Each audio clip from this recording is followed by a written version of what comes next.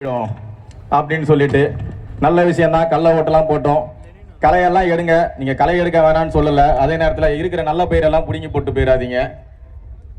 அதாவது என்னன்னா, அண்ணல் அம்பேத்கர் சொன்ன மாதிரி 100 குற்றவாளிகள்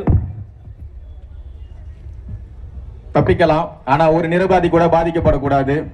ஸோ அப்படி இங்க இருக்கிற ஒரு ஓட்டுரிமை கூட நம்மளை விட்டு போயிடக்கூடாது.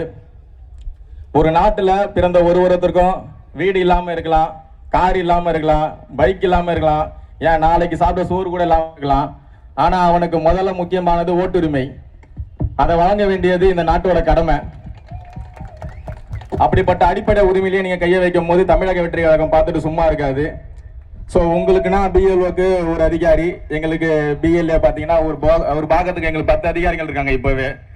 ஸோ நமது தோழர்கள் களத்துக்கு போங்க.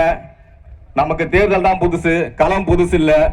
அதனால ஒவ்வொருத்தரும் களத்துக்கு போங்க. நமது சகோதரனோட, நமது சகோதரியோட, நம்ம தம்பிகளோட, தங்கைகளோட ஓட்டுரிமையை பாதுகாக்க வேண்டியது நம்மளோட முதல் கடமை. அதனால நீங்க இது எல்லாருமே செய்வீங்கன்னு நம்புறோம். இன்னைக்கு மட்டும் இல்ல, என்னைக்குமே தமிழக வெற்றி கழகம் பாதிக்கப்பட்ட மக்களோட நிற்கும்.